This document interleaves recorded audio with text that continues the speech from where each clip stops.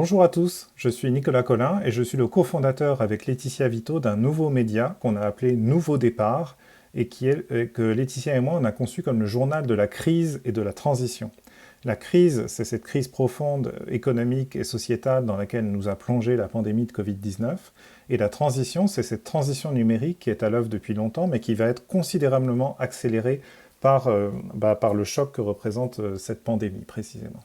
Alors cette crise, elle se passe dans toutes les dimensions, mais l'une des dimensions qui nous intéresse aujourd'hui, c'est le secteur de l'éducation, la façon dont on éduque nos enfants. Pourquoi? Parce que demain, le 11 mai, c'est le jour où va commencer en France le déconfinement. C'est-à-dire que les écoles étaient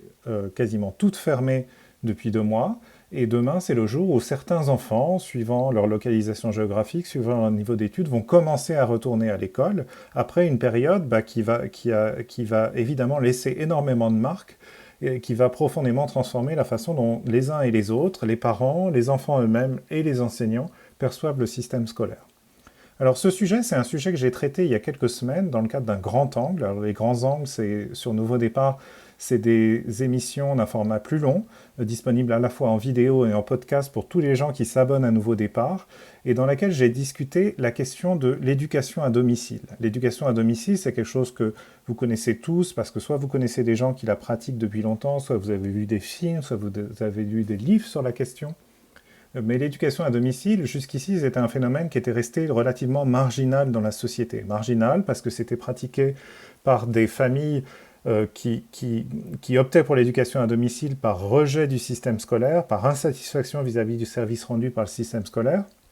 ou bien c'était pratiqué par des familles qui avaient des exigences particulièrement strictes en matière de valeurs et du système de valeurs qui devait imprégner l'éducation de leurs enfants, qui souhaitaient que leurs enfants soient éduqués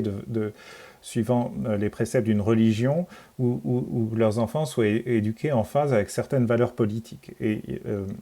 évidemment, comme tous les goûts sont dans la nature, mais que le système scolaire ne peut pas répondre à toutes les aspirations, bah, certains se disaient bon, je ne trouve pas mon compte dans le système actuel, je vais sortir mes enfants et les éduquer moi-même à la maison, avec toutes les contraintes que ça suppose, mais le jeu en vaut la chandelle. Alors ça, c'était considéré, c'était une pratique déjà ancienne, d'ailleurs tolérée par l'éducation nationale en France, mais qui était considérée comme marginale parce qu'évidemment ça concernait un nombre de personnes, un très petit nombre de personnes. Aujourd'hui, on sort d'une période où pendant 2 mois, toute la population, ou quasiment toute la population, a été forcée par les mesures particulièrement strictes prises par le gouvernement pour lutter contre la pandémie, de pratiquer l'éducation à domicile. Et mon sentiment à moi, c'est que non seulement cette période de 2 mois, elle va révéler profondément des tendances qui étaient déjà à l'œuvre depuis longtemps, mais aussi elle va provoquer une accélération dans la réinvention radicale de ce que c'est que éduquer nos enfants, quel genre d'expérience on propose à nos enfants quand on les éduque, et comment s'organise le système dans son ensemble. Alors, je ne vais évidemment pas rentrer dans les détails. Si vous voulez découvrir les détails, il faut que vous vous abonniez à Nouveau Départ pour aller découvrir ce grand angle. Mais ici, je voudrais juste vous rappeler quelques idées importantes pour comprendre ce qui va se passer dans les prochains mois et dans les prochaines années. La première chose, c'est, je parlais des tendances qui sont à l'œuvre depuis longtemps. En gros, l'école n'a pas attendu que nous soit révélée la possibilité de l'éducation à domicile pour rentrer dans une période de crise profonde, de crise qui se manifeste par une insatisfaction des usagers, que sont les enfants et les parents, une insatisfaction aussi de ceux qui travaillent dans le système éducatif, à commencer par les enseignants. Bref, les enfants, ça fait longtemps qu'ils s'ennuient à l'école, ça fait longtemps qu'ils perçoivent l'école comme un environnement hostile, désagréable, avec notamment les phénomènes de harcèlement qui ne font que monter et qui ont été démultipliés dans leur impact et dans leur intensité par le fait que les enfants sont de plus en plus connectés les uns aux autres sur Internet. Il y a des crises de vocation, des difficultés à recruter des enseignants d'un niveau suffisant, et il y a surtout ce sentiment partagé par beaucoup que l'école prépare de moins en moins bien nos enfants à rentrer dans une société et une économie qui sont elles-mêmes profondément transformées par la transition numérique en cours. Voilà. Donc ça fait longtemps qu'on sait que l'école va pas bien, que l'école remplit mal ses missions, que l'école n'est pas conçue pour le monde dans lequel on est en train de rentrer. Et cette et la crise qu'on vient de traverser, et la période de confinement qu'on vient de traverser, ne va faire qu'accélérer la prise de conscience que vraiment il faut tout changer dans le système éducatif. Une autre chose qui va provoquer le changement, c'est le fait que beaucoup d'entrepreneurs qui cherchent depuis longtemps, depuis des années, à rentrer dans le secteur de l'éducation en proposant des nouveaux produits, des nouvelles expériences, des nouvelles applications, des nouvelles manières d'éduquer nos enfants, ont profité de cette période de 2 mois pour faire irruption dans la vie quotidienne des familles. Les familles, jusqu'ici, regardaient avec suspicion les outils permettant d'éduquer les enfants en ligne, mais lorsque les enfants se sont retrouvés lorsque les parents se sont retrouvés avec les enfants sur les bras et obligés de les occuper toute la journée et de faire en sorte qu'ils ne prennent pas trop de retard dans leur apprentissage, eh bien, ils ont commencé à regarder avec beaucoup plus d'attention tous ces produits mis à leur disposition par les entrepreneurs. Et ça aussi, ça va provoquer une accélération de la transition en cours dans le système éducatif. Alors moi, j'ai une façon de comprendre comment se passe la transition, c'est de revenir à quel service cherche à rendre le système éducatif. Ou pour faire écho au concept mis au point par un grand professeur d'université qui s'appelait Clayton Christensen et qui nous a quittés il y a quelques mois à peine, c'est quel travail accomplit l'école, quel est le job que cherche à faire l'école.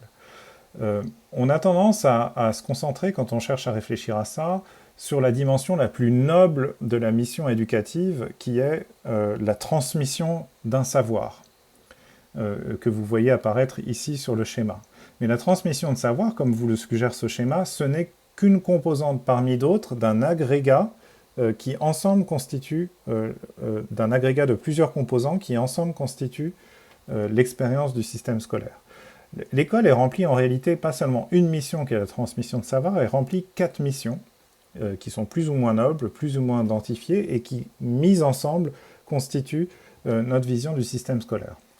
Enfin, qui constituent l'expérience du système scolaire. Première mission, c'est la mission de garde d'enfants. C'est-à-dire, dans notre société, la plupart des parents travaillent. Lorsqu'ils partent au travail, ils ne peuvent pas laisser leurs enfants seuls à l'école, les laisser à eux-mêmes. Il faut qu'une structure prenne en charge ces enfants et fasse en sorte qu'ils soient en sécurité, bien encadrés, qu'il ne leur arrive pas malheur. Et donc, l'école, c'est avant tout une infrastructure extraordinaire de garde d'enfants. Comme on garde les enfants non pas seuls, isolés les uns des autres, mais ensemble, en groupe, l'école c'est aussi un endroit où se forme du lien social entre les enfants eux-mêmes, du lien social entre les enfants et les enseignants qui leur transmettent un savoir. Bref, et donc c'est une sorte d'apprentissage de la vie qui se fait à l'école parce qu'on apprend à évoluer dans un groupe, à se positionner dans un groupe, à créer des relations avec les uns et les autres, à bien se comporter, etc., etc. Troisième mission, c'est la validation, c'est la transmission de savoir dont je vous parlais à l'instant, et ça semble évident pour tout le monde. Et la quatrième mission, c'est la validation des acquis, c'est-à-dire une fois qu'on a transmis un savoir à un enfant, il faut pouvoir lui délivrer un document ou un tampon qui certifie qu'il a bien acquis ses savoirs et qui peut passer au niveau supérieur, jusqu'à l'insertion dans la vie active, après l'obtention des diplômes qui vont bien. Voilà, alors, la raison pour laquelle je pense que tout le monde va sortir transformé par la période de confinement qu'on vient de quitter, c'est que il est historiquement très difficile pour les entrepreneurs de rentrer dans le secteur de l'éducation parce que la plupart des parents attendent des entrepreneurs qui reconstituent toute cette expérience à travers ces 4 composants. Or, c'est facile pour les entrepreneurs de créer avec des applications connectées en réseau du lien social entre des enfants ou entre des enfants et des tuteurs ou des enseignants qui les aident à faire leurs devoirs, par exemple. C'est aussi facile d'accélérer la transmission de savoir parce qu'on peut mettre à disposition des contenus qui permettent d'apprendre des choses de façon plus ludique, de façon plus inspirante que ce qui se passe à l'école. Par contre, c'est très difficile pour les entrepreneurs dans le système éducatif de remplir la mission de garde d'enfants, parce que pour garder des enfants, il faut des locaux, ça coûte cher en immobilier, il faut embaucher des gens pour veiller sur les enfants toute la journée, et ça aussi, ça coûte extrêmement cher, et donc aucun entrepreneur dans l'économie numérique ne s'aventure sur ce terrain-là. Et c'est aussi très difficile pour les entrepreneurs de valider les acquis, parce que pour valider les acquis, lorsqu'on a transmis un savoir à travers une application numérique, il faut pouvoir bénéficier d'un agrément de l'Éducation nationale qui s'assure de la qualité de la formation dispensée, etc. Et ça aussi, ça coûte très très cher. Donc,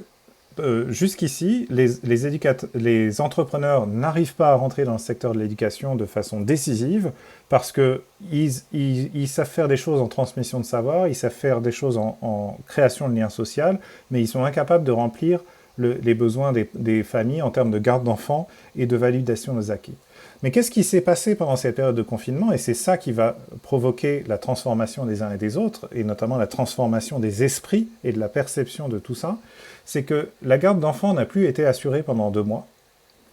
ce qui a permis aux entrepreneurs d'être mis sur un pied d'égalité par rapport au système traditionnel. C'est-à-dire, comme plus personne ne faisait de garde d'enfants, tous les enfants restaient à la maison, eh bien, les entrepreneurs ont pu faire valoir ce qu'ils avaient à apporter aux parents dans cette période. Et puis la validation des acquis, il y a toujours un monopole des structures traditionnelles sur